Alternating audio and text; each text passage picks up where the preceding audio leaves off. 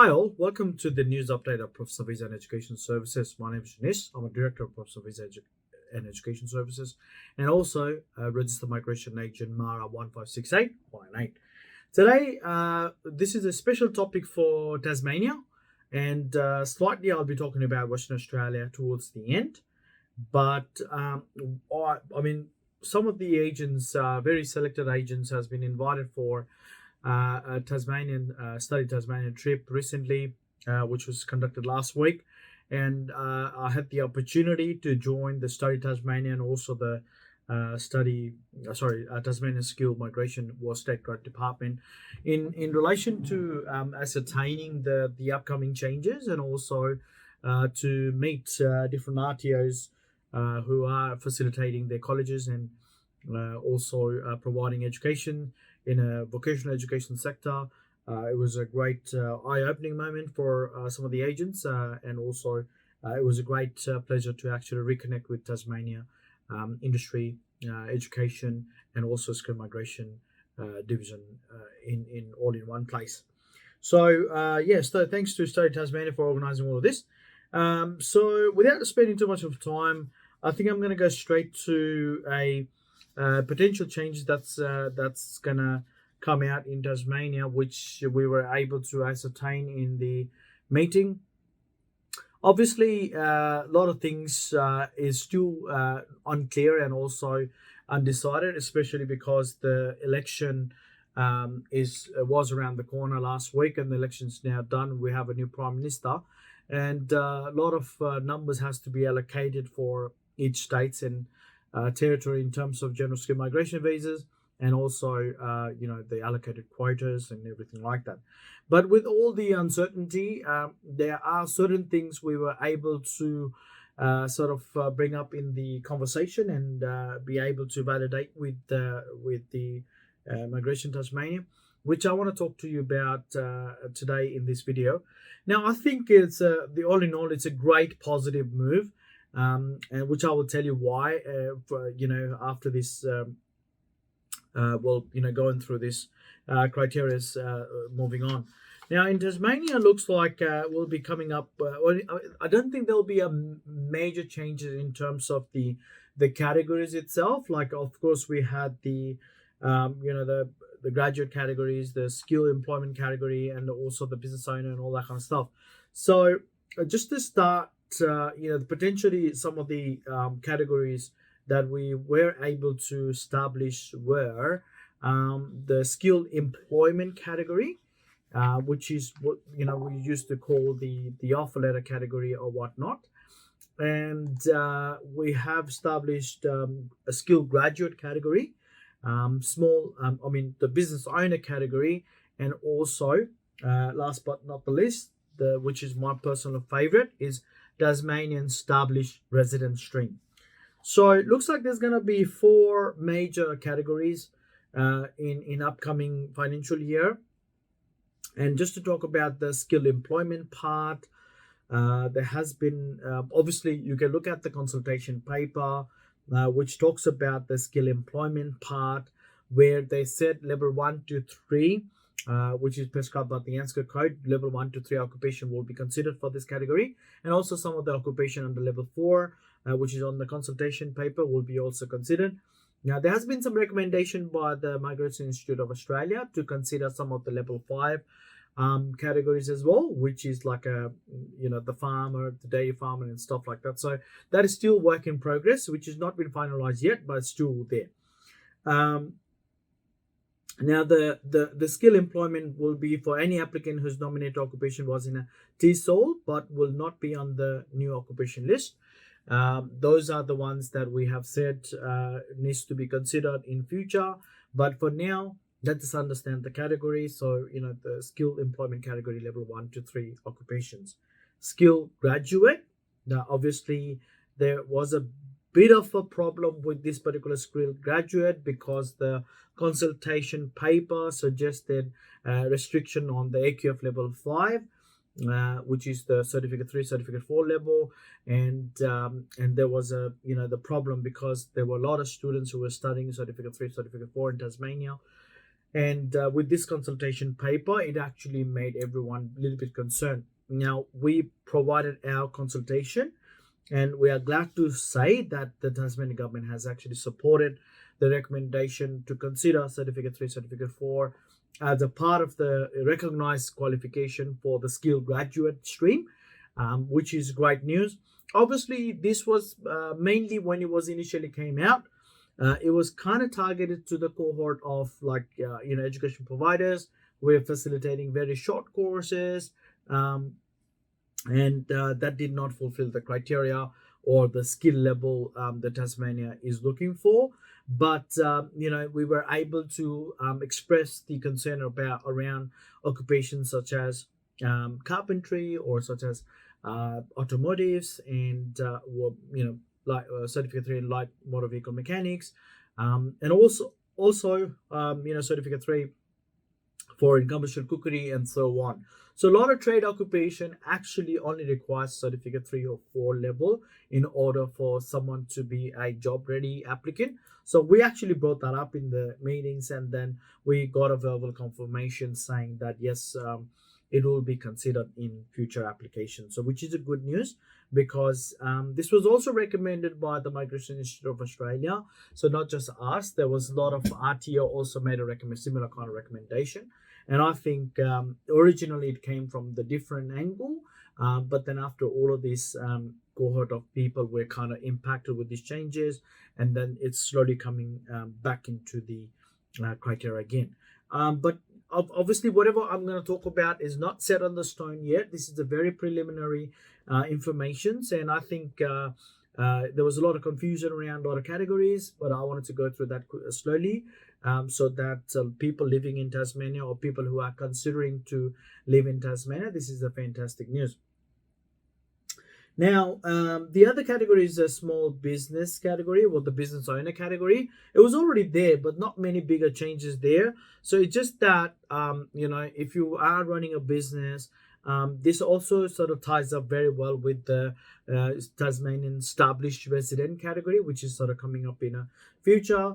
So if you are running a business, if you don't fall under the business category, but it's been less than 6 months or 1 year that you have been running a business in Tasmania, was a business operation in Tasmania, this could be a value add when you actually go and apply for a Tasmanian established resident.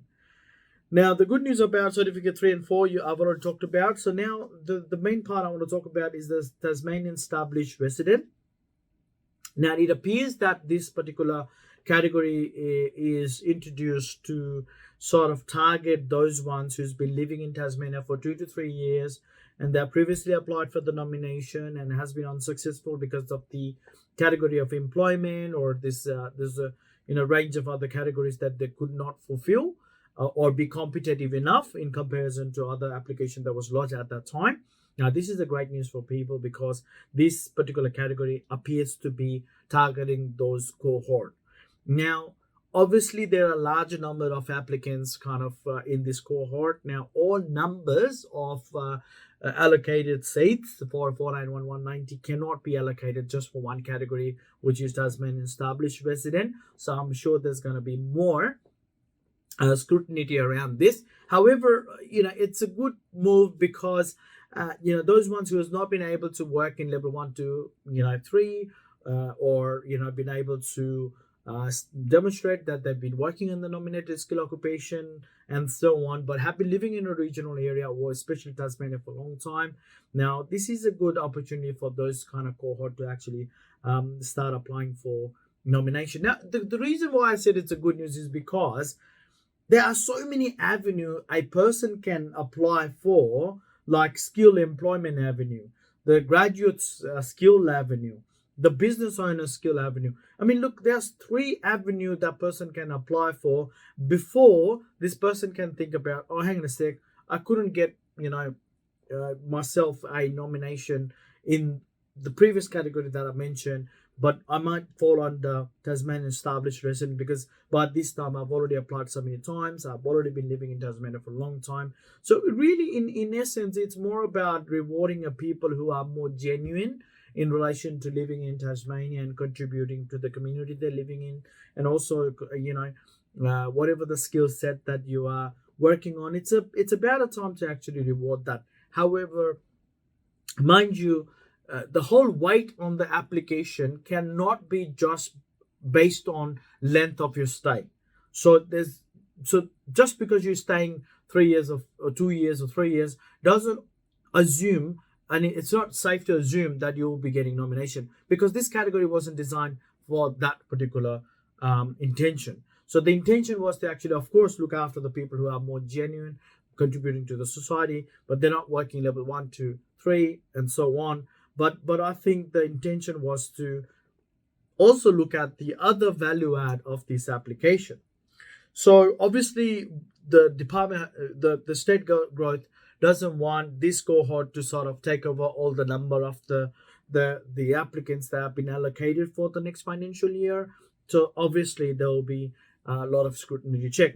Now, how established a Tasmanian established resident is, I don't know. There's no clear indication on that one. But if I have to use some sort of legal hat on, then it will potentially fall under the similar definition of a resident for tax purpose. If someone's considered as a resident of tax purpose, which means there is no real meaning behind it, but then if you think about what could be a permanent resident for tax purposes, your long-term lease, your child going to the childcare, or your child going to the school, you have a permanent job, you have a long-term commitment towards the community, you are proactively engaged into community activities, and so on. So in relation to Tasmanian visit, I was introduced to this fabulous settlement program what Study Tasmania is doing in conjunction with a Migration Resource Centre. And the reason why I think this particular toolkit that the Migration Resource Centre has produced is extremely valuable, because this is not only for people who's actually settling in Tasmania, but this is for the people who are also planning or thinking about moving to Tasmania. Because as I said, Study Tasmania, in conjunction with the Migration Resource Centre, has come up with the portal, the online portal, where there is tons of resources there in terms of helping people with finding a jobs, providing people with the free training. Even that means providing people with the RCG, or Responsible Service of Gambling, RSA, Responsible Service of Alcohol. I'm talking about free certificates. These people are providing free certificate. So, and there's a student ambassador you can actually talk to and explore student ambassador programs.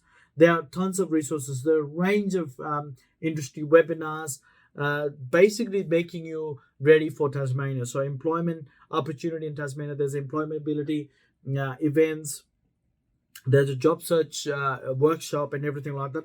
And this initiative is truly appreciated, because this is the initiation of Study Tasmania, which we really supported, because we have seen, when we went there, we have seen a real life example of people who were able to tap into this kind of initiative and be able to secure themselves a job. And mind you, these people are very tightly engaged with the Tasmanian government, state growth, and also the Study Tasmania Migration Resource Centre. So these references will be a real value add to your application. So mind you on that one, okay? I'll send you a link of this particular portal that I'm talking about, especially for people who are already in Tasmania, struggling for the job, struggling to sort of connect with the community. Or this is for the people who wanted to go to Tasmania for new financial year. It will be a good opportunity for you guys to explore what's happening in Tasmania. Obviously, as I said before, nothing is set on the stone. That's what we predict. At the moment, I think there will be a removal of the family stream, because it's kind of like a double dipping onto this Home Affair family stream, and also Tasmanian family stream wasn't working very well. So there might be a removal of that stream, full stop. Okay. So a couple of things I want to quickly go through. Some of the great news about Tasmania again. Obviously, this under the skill employment section, the Tasmanian government will be supporting part-time jobs as well. We have requested for the more broader definition of the part-time job. How many hours? Is it casual? Is it a permanent part-time? We sort of requested for more explanation around this. So that's a great. We support that. The comment about regarding the part-time work, eligible for the skill employment pathway. This will be aligning with the Department of Home Affairs. This will be aligning with the skill assessment body and all that kind of stuff. So we did propose 20 hours as a part-time. So let's see how is that going to roll. But in a meeting, we kind of verbally agreed with the 20 hours, which will align across the board anyway. So the second welcoming change is we also support the expansion of occupation list under the subclass 190 nomination eligibility. So, and also the graduate stream. So look, there will be some expansion of occupation list and also change in Tasmanian priority occupation list as well. We also welcome that change around accepting the Certificate 3 and Certificate 4, which we talked about that earlier in this video. So again, I think this is a great move in relation to Tasmanian government trying to relate and connect back to the applicant. We've been quite vocal about this for quite a long time, but then some of the states and territory are still very adamant about not being flexible with the changes. But I think Tasmanian government been able to get all this feedback and been able to come out with this kind of new welcoming changes. I think is a positive move for everyone. So congratulations to all of those who's waiting for this news. Now, obviously, the nitty-gritty of the logistics will be available soon in the website. Now, as I promised earlier in the video, I'll talk about the Western Australia 2022-2023 program changes. I'll just read out from their website so that I'm not going to explain word to word. So now 2022-2023 program changes, new application being accepted from people residing overseas and expansion of occupation available on the graduate stream. So this was published today actually. Commencing on 2023 program year, people residing overseas are now eligible to be considered on Western Australia state nomination. Invitation to apply for Western Australia nomination will be via ranking system, giving preference to applicants currently residing in Western Australia, followed those residing in Australia, and then those residing overseas. Excuse me. 2022-2023 updated Western Australian state nomination criteria is now available, which you can go and check out in the website. 2022-2023 program year will also provide candidates with the opportunity to access the expanded, more extensive graduate occupation list undergraduate stream, with over 300 occupations being available now. So the expansion of the graduation list is available in the website right now as we speak. You can go and check it out in the Western Australia website. An easy to follow table of the occupation available on the Western Australia Skill Migration Occupation List Schedule 1, Schedule 2 and Graduate Occupation List. Invitation to apply for Western Australia state nomination under the new Graduate Occupation List will not commence until 2022-2023 program year. So this is a great, another opportunity for us to start exploring what's coming up in the future, especially Western Australia is already out there. So which they made an announcement today. Just go and have a look. I'll be doing a comprehensive video on Western Australia on its own on my next episode, potentially next Monday. But for now, just concentrate on Tasmania because I think I went through a granular amount of details to explain about Tasmania, and I think it's a great welcoming news. But again, just because Western Australia news came out today, I thought I might just bring that up in my video today anyway, just for those ones who are more interested to understand what's going on in Western Australia. Now, thank you for watching. We are getting booked out for the rest of the financial year quite quickly. I would suggest everyone who wants to sort of come and consult with us, try to make a booking as soon as possible via online. Approach us on social media if you're interested. We try to book you through video consultation as well, which will be free consultation with one of our consultants as well. We are hosting a education summit or migration and education summit, which will be in early June. I will make that announcement in my next video. But again, thank you for watching. Thank you for sharing our video, and thanks for your tremendous love and support, which encouraged me to go and do my deeper level of research and facts finding so that I can bring it out to you guys. So I think this is my 80th video, official video, but then obviously I've made a lot of videos. The 80th episode from Professional Visa and Education Services, and with your love and support, I'll continue to bring this out over to you guys. Okay, well, thanks for watching, and I'll see you next time.